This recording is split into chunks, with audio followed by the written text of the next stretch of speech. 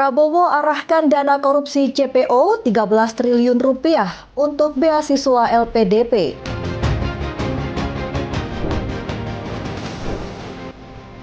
Harga telur ayam di Bandar Lampung meroket.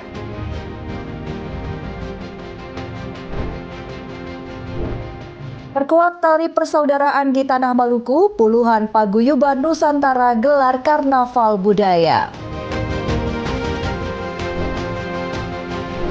Halo, selamat malam pemirsa setia Berita Nasional TV. Senang sekali Berita Nasional Malam kembali hadir menyapa Anda. Selain 3 berita utama tadi, akan ada informasi lainnya dari dunia politik, ekonomi, hingga isu sosial yang sedang hangat diperbincangkan. Bersama saya, Restu Wulandari, inilah Berita Nasional Malam selengkapnya. Kita langsung saja ke berita utama pemirsa. Presiden Prabowo Subianto menegaskan uang hasil pengembalian kasus korupsi ekspor crude palm oil atau CPO senilai 13 triliun rupiah akan dimanfaatkan untuk pendidikan. Dana tersebut akan diarahkan untuk menambah anggaran beasiswa LPDP demi masa depan anak-anak Indonesia. Presiden Republik Indonesia Prabowo Subianto menegaskan uang hasil pengembalian kerugian negara dari kasus korupsi akan digunakan untuk memajukan pendidikan nasional. Ia mengarahkan Menteri Keuangan Purbaya Yudi Sadewa untuk menambah anggaran beasiswa melalui Lembaga Pengelola Dana Pendidikan atau LPDP. Dalam sidang Kabinet Paripurna di Istana Negara Jakarta Senin 20 Oktober 2025, Presiden Prabowo menyebut dana yang dikembalikan ke negara, termasuk yang senilai 13 triliun rupiah dari kasus ekspor CPO, dapat digunakan untuk menjamin masa depan anak-anak Indonesia melalui pendidikan. Prabowo menegaskan hasil efisiensi anggaran dan pemberantasan korupsi harus kembali ke rakyat dalam bentuk peningkatan kualitas pendidikan, penelitian, dan pengembangan sumber daya manusia.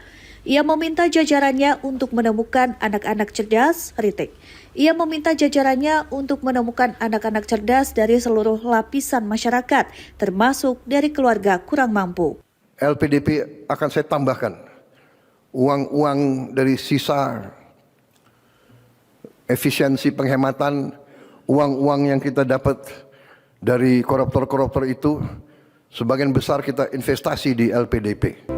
Dengan adanya program ini sangat-sangat membantu kami yang tidak sarapan dari rumah, apalagi yang tidak mendapatkan uang jajan. Menurutnya, dukungan pendanaan LPDP yang lebih besar akan membuka kesempatan bagi semakin banyak anak bangsa untuk mendapatkan beasiswa penuh. Prabowo menekankan uang hasil pemberantasan korupsi akan diinvestasikan untuk menjamin masa depan pendidikan dan kemajuan ilmu pengetahuan di tanah air. Dari Jakarta, Tim Liputan Berita Nasional TV. Ketua Umum DPP Partai Golkar Bahlil Lahadalia menanggapi pemerintahan Presiden Prabowo Subianto dan Wakil Presiden Gibran Raka Buming Raka yang genap memimpin 1 tahun pemerintahan. Bahlil menyebut capaian pemerintah Prabowo Gibran yang telah genap 1 tahun menunjukkan hasil yang positif. Ketua Umum DPP Partai Golkar Bahlil Lahadalia menanggapi pemerintahan Presiden Prabowo Subianto dan Wakil Presiden Gibran Raka Buming Raka yang genap memimpin 1 tahun pemerintahan. Saat ditemui dalam acara HUT Golkar yang ke-61 tahun, Bahlil menyebut capaian pemerintah Prabowo Gibran yang telah genap 1 tahun menunjukkan hasil yang positif.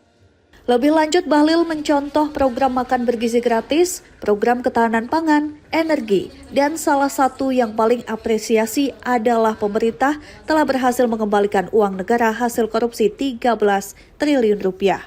Kita melakukan rapat paripurna kabinet yang dipimpin langsung oleh Bapak Presiden, dan banyak hal kita evaluasi kinerja program 1 tahun dari semua lintas kementerian.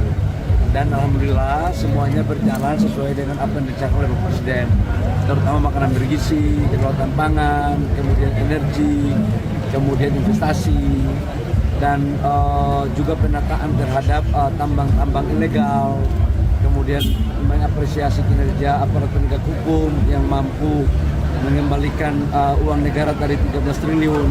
Dan saya pikir banyak hal ya, dan sangat luar biasa pemaparan dari Bapak Presiden dan arahan dari Bapak Presiden kepada kami menteri-menteri. Dari Jakarta, Galuh Anggara, Iqbal Taufik, Berita Nasional TV. Pemerintah Provinsi DKI Jakarta meluncurkan program tryout siswa penerima Kartu Jakarta Pintar atau KJP untuk kelas 12 SMA sederajat di Jakarta Timur pada Selasa pagi. Sebanyak 3.304 siswa dari 40 sekolah negeri akan diberikan kesempatan untuk tryout belajar menghadapi ujian tulis berbasis komputer untuk masuk ke perguruan tinggi negeri. Dan mudah-mudahan saudara-saudara sekalian, kenapa saya semangat sekali untuk hadir. Untuk memberi kesempatan yang setara bagi siswa penerima KJP dalam mempersiapkan masuk perguruan tinggi negeri, Pemprov DKI Jakarta meluncurkan program tryout atau belajar persiapan masuk perguruan tinggi negeri. Sebanyak 472 siswa penerima Kartu Jakarta Pintar atau KJP hadir dalam peluncuran program tryout yang dihadiri Gubernur DKI Jakarta Pramono Anung di kantor Pemkot Jakarta Timur Selasa pagi.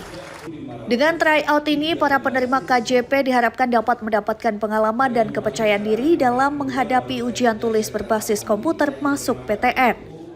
Kegiatan tryout ini akan dilakukan selama 5 periode mulai Oktober 2025 hingga Februari 2026 yang akan diikuti oleh 3.304 siswa dari 40 sekolah negeri. Para peserta akan memanfaatkan lab komputer dan jaringan internet di sekolah. Ini saya hadir di acara launching program KJP Tryout di Jakarta Timur. Ini adalah program yang sangat baik sekali, di mana para siswa penerima KJP yang jumlahnya kurang lebih 472 siswa. Sementara program inovasi yang dilakukan Pemkot Jakarta Timur juga akan melibatkan pihak Basnas DKI Jakarta dan Naiju Akademeni untuk mendukung persiapan tryout Jakarta Timur 2025. Dari Jakarta, Tim Liputan Berita Nasional TV. Ke informasi lain pemirsa, pembukaan Muktamar ke-9 Pengajian Al-Hidayah resmi digelar di Hotel Sultan Jakarta Pusat pada Senin siang. Ketua Umum DPP Pengajian Al-Hidayah Hetifah Syaifudian mengatakan acara ini menjadi momentum penting bagi konsolidasi organisasi serta penyusunan arah strategis Pengajian Al-Hidayah untuk 5 tahun ke depan. Ketua Umum DPP Pengajian Al-Hidayah Hetifah Syaifudian menyampaikan rasa terima kasih atas antusiasme para peserta dari seluruh Indonesia.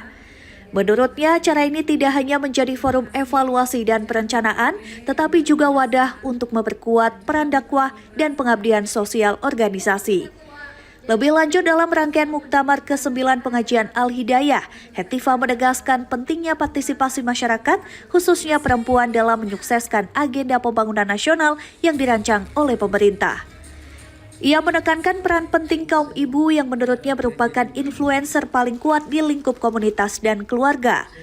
Melalui majelis taklim dan media sosial di lingkungan masing-masing, ibu-ibu dinilai mampu menjadi corong efektif penyebaran informasi dan penggerak aksi nyata.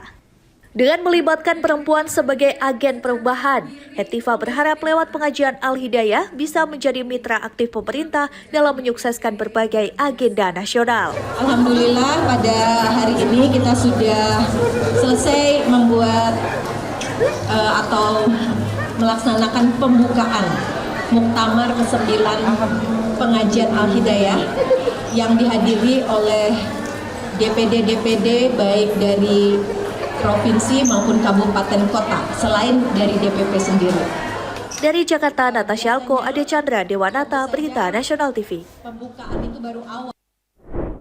Partai Golkar gelar tasyakuran hari ulang tahun yang ke-61 dan dalam acara tersebut Ketua Umum Partai Golkar tegaskan partainya siap mendukung dan mengawal pemerintahan Prabowo Gibran yang telah lalui 1 tahun pemerintahan. Ketua Umum Partai Golkar Bahlil Lahadalia mengundang tawa para kader saat memimpin acara tasyakuran hari ulang tahun ke-61 Partai Golkar 20 Oktober 2025. Bahlil mengaku sengaja mengabsen satu persatu pengurus partai yang hadir sebagaimana biasa dilakukan Presiden Prabowo Subianto terhadap para menterinya. Dalam sambutannya, Bahlil mengajak seluruh kader untuk bersyukur atas perjalanan panjang Golkar yang telah berusia 61 tahun. Lebih lanjut dalam acara tasyakuran, Bahlil mempertegas dukungan partainya terhadap pemerintahan Prabowo Gibran. Makanan MBG kemudian adalah Koperasi Merah Putih, ketahanan energi, swasembada pangan, sekolah rakyat, Koperasi Merah Putih. Inilah bagian yang juga harus didorong dan disosialisasikan dan menyukseskan apa semua yang menjadi program prioritas Bapak Presiden. Dari Jakarta, Galuh Anggara, Iqbal Taufik, Berita Nasional TV. Informasi berita lainnya akan kami sajikan usai jeda berikut ini. Tetaplah bersama kami di Berita Nasional Malam.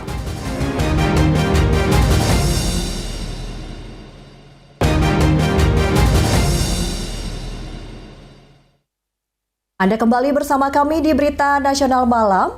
Pemirsa, alami kenaikan sejak sepekan belakangan. Harga telur ayam di pasar tradisional di Kota Bandar Lampung, tembus hingga mencapai Rp30.000 per kilogram.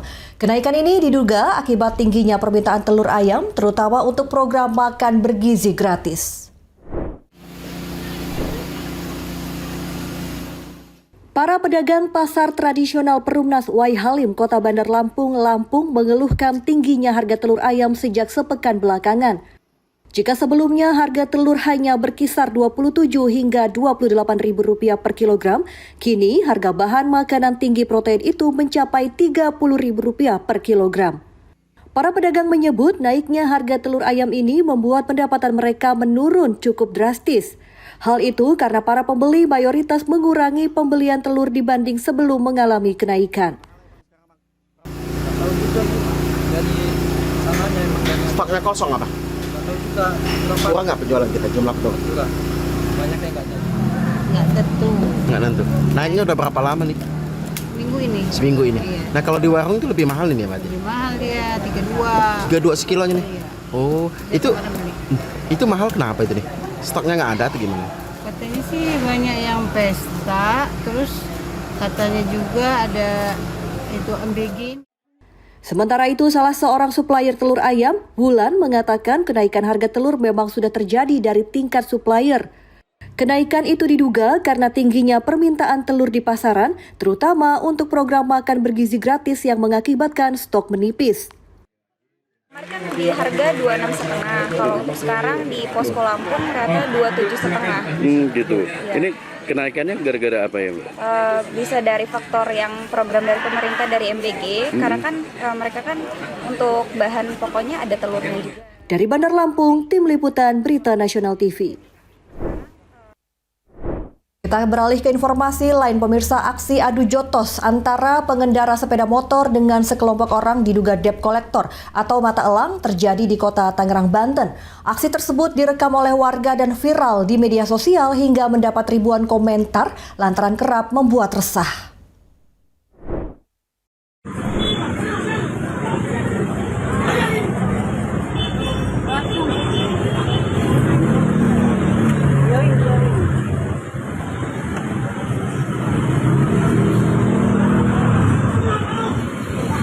Inilah video adu jotos antara pengendara dengan sekelompok orang yang diduga mata elang di Jalan Irigasi Sipon, Kelurahan Kenanga, Kecamatan Cipondoh, Kota Tangerang, Banten.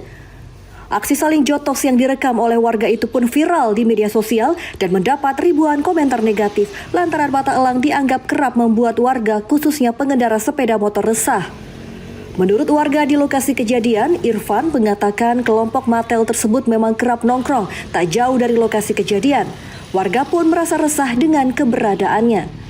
Sebelumnya, warga sekitar juga telah melaporkan keberadaannya kepada Ketua RW dan RT untuk diusir.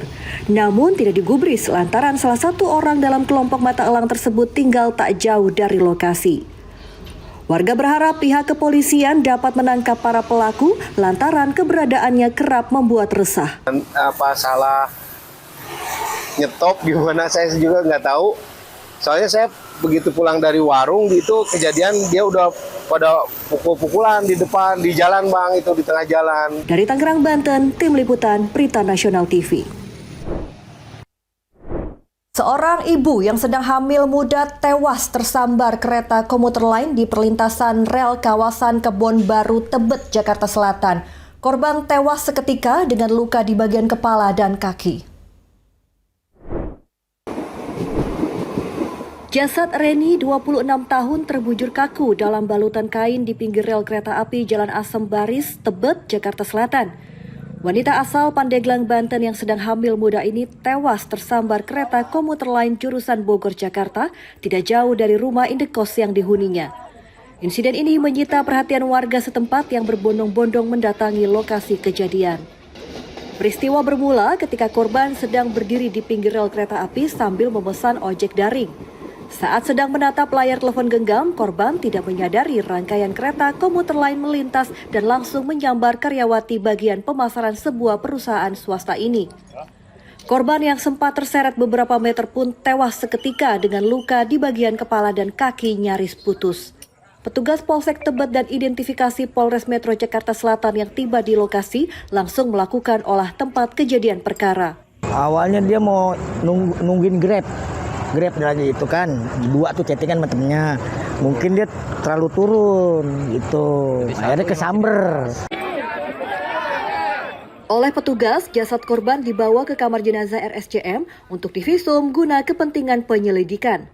Polsek Tebet masih menyelidiki kasus ini dengan memintai keterangan sejumlah saksi.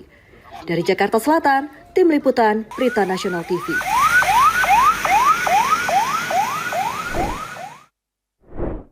Direktur Jenderal Pemasyarakatan atau Dirjen Pas Kementerian Hukum dan HAM menegaskan bahwa kasus yang menyeret Ahmad Zoni di dalam rumah tahanan bukan terkait peredaran narkoba.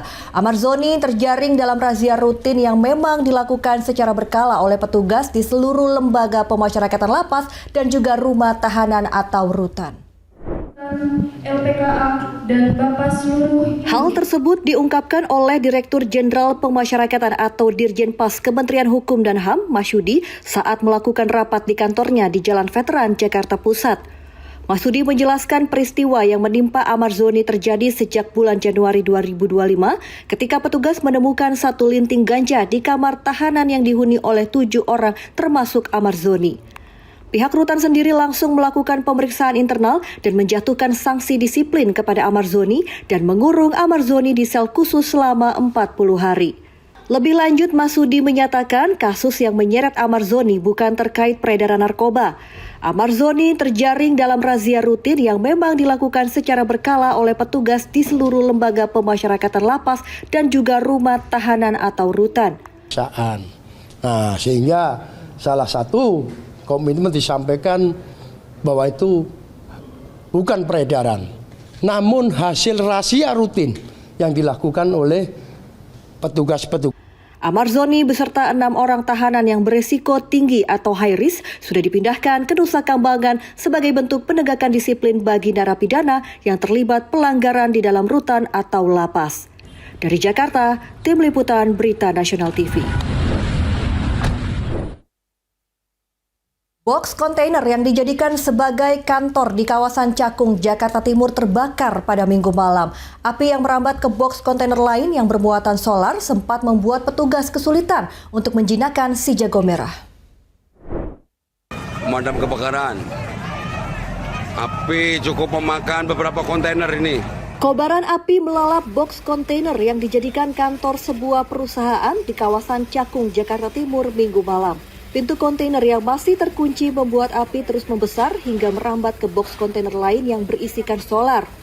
Puluhan petugas pemadam kebakaran pun harus berjibaku untuk memadamkan api agar tidak merambat ke box kontainer lainnya. Dalam peristiwa kebakaran ini, 2 kontainer yang dijadikan kantor dan menyimpan alat perlengkapan kerja serta kontainer tempat penyimpanan bahan bakar akhirnya hangus dilalap si jago merah. Menerima informasi pada pukul 20:52. Telepon ke kantor, kemudian kami luncurkan unit. 5 menit kemudian, pukul 20.57, unit pertama tiba di lokasi dan menginformasikan bahwa yang terbakar adalah penyimpanan kontainer. Tak ada korban jiwa dalam peristiwa tersebut. Hingga saat ini, penyebab kebakaran masih dilakukan penyelidikan oleh petugas kepolisian sektor Cakung. Dari Jakarta Timur, Tim Liputan Berita Nasional TV. Informasi berita lainnya akan kami sajikan usai jeda berikut ini. Tetaplah bersama kami di Berita Nasional Malam.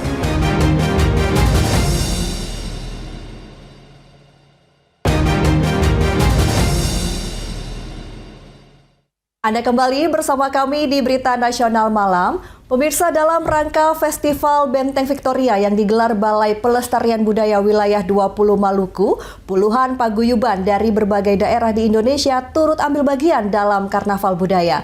Mereka memeriahkan suasana dengan mengenakan pakaian adat dan menampilkan kekayaan tradisi masing-masing.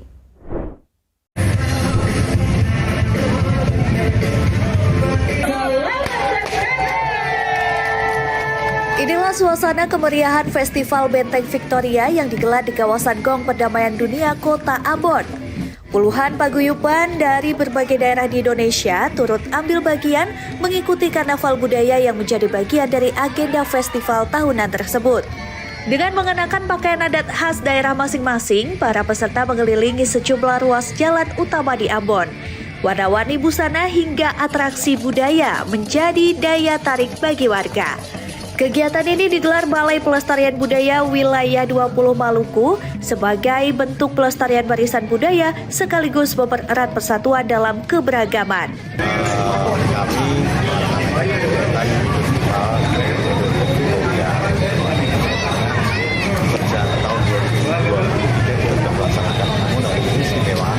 Karena memang sebagai perayaan pertama dari kebudayaan nasional. Kegiatan ini juga tak hanya menjadi ajang hiburan, namun menjadi ruang ekspresi dan edukasi budaya bagi generasi muda untuk terus saling menjaga dalam tali persaudaraan di Maluku. Dari Maluku, Tim Liputan Berita Nasional TV. Seekor monyet peliharaan lepas dari kandangnya membuat heboh warga Klender Durensawit, Jakarta Timur pada Senin siang. Warga yang resah dan takut dengan hewan tersebut langsung melapor ke petugas Gulkarmat untuk dilakukan evakuasi. Seekor monyet berada di atap rumah warga Jalan Pertanian Tengah Klender Durensawit, Jakarta Timur ini lepas setelah menjebol kandangnya Senin siang. Monyet peliharaan ini terus berusaha menghindar dan terus berpindah tempat saat akan ditangkap pemiliknya. Warga yang resah dan khawatir monyet tersebut bisa membahayakan langsung menghubungi petugas penanggulangan kebakaran dan penyelamatan Jakarta Timur untuk membantu proses evakuasi. Petugas terlebih dulu melempar buah pisang dan tali agar monyet tidak kabur. Saat monyet lengah, petugas langsung menangkap menggunakan jaring. Di warga kami yang sangat mengganggu sekali ya untuk orang lewat, dan monyet itu sangat galak sekali, jadi aku terpaksa harus menghubungi damkar.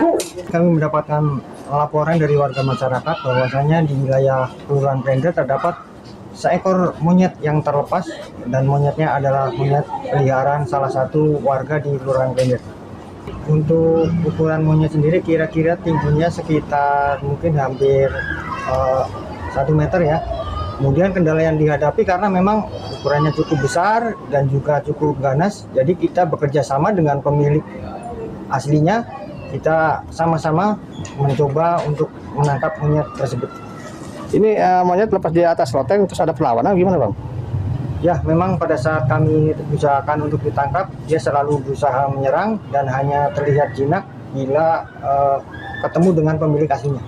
Untuk mengamankan monyet tersebut, kami menurunkan 4 personil, kemudian selanjutnya monyet kami evakuasi ke kantor, dan selanjutnya kita serahkan ke instansi terkait untuk penanganan yang lebih lanjut. Setelah berhasil dievakuasi, monyet ini kemudian dibawa ke kantor Gulkarmat Sektor Durensawit atas keinginan pemiliknya. Dari Jakarta, Tim Liputan Berita Nasional TV. Demikian Berita Nasional Malam telah menemani Anda. Saya Restu Wulandari beserta kru yang bertugas pamit undur diri. Selamat malam dan selamat beristirahat. Sampai jumpa.